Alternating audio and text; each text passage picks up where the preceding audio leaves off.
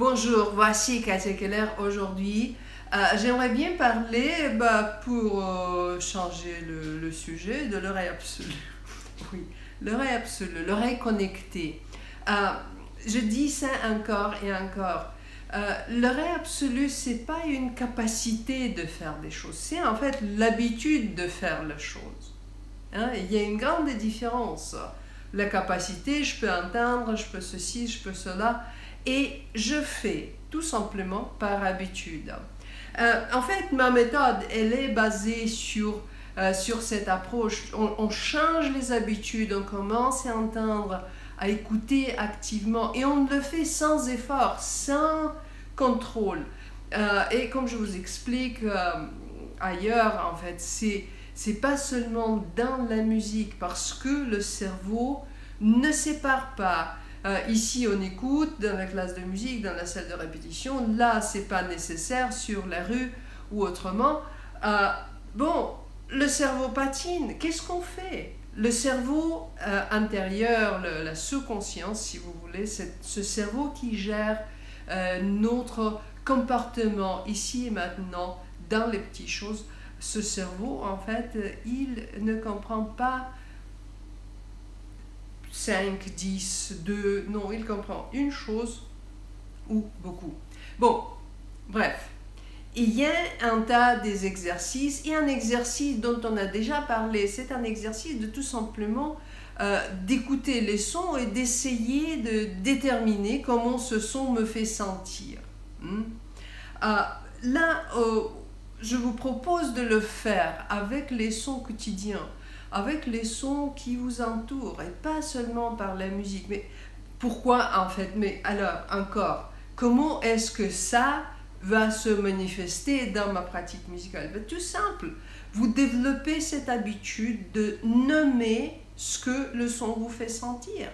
Et le cerveau le fait tout le temps, tout le temps, tout le temps. Cela veut dire que quand vous jouez, quand vous chantez, chaque note, même subconsciemment, chaque note est coloriée, chaque phrase est coloriée. Votre attitude, vos ressentis, vos émotions sont beaucoup plus claires.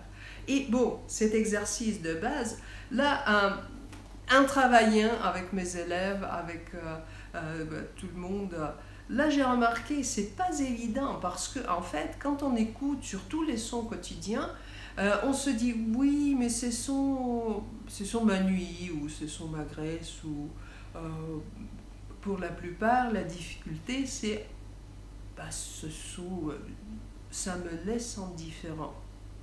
Bon, j'ai inventé une version de cet exercice, je vous propose de faire cet exercice, ça va vous aider, vous allez remarquer même en faisant cet exercice. Bon, l'exercice c'est simple, prenez une feuille de papier ou faites-le sur votre tablette, et mettez une liste, 50 sons qui vous font plaisir, de tout genre, 50 sons que vous n'aimez pas, qui vous irritent ou que vous n'aimez pas.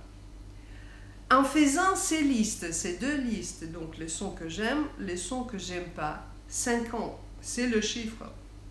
Bon, vous allez voir que même lorsque vous faites cet exercice, l'écoute va changer. Et bon, je vous propose en fait de mettre ces listes dans les commentaires. Bon, ne faites pas ça comme une liste, parce que ça va prendre beaucoup trop de place dans les commentaires. Non, faites-la par virgule. Hein. Les cigales, j'aime bien, le ronronnement de mon chat, j'aime bien, etc. etc. Virgule, virgule, virgule. Les gens qui font cet exercice, qui vont mettre les commentaires, les listes des choses. J'aime ça, je n'aime pas ça. Les sons.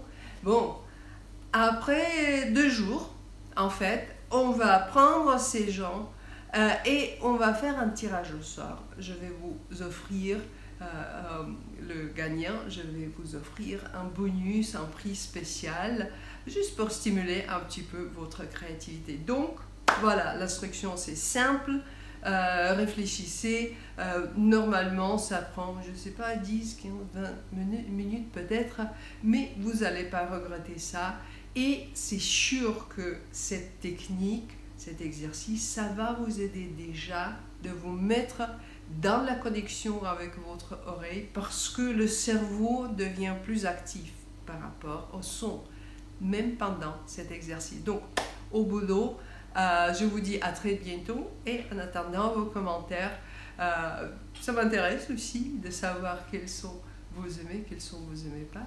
Bon, je vous dis à plus.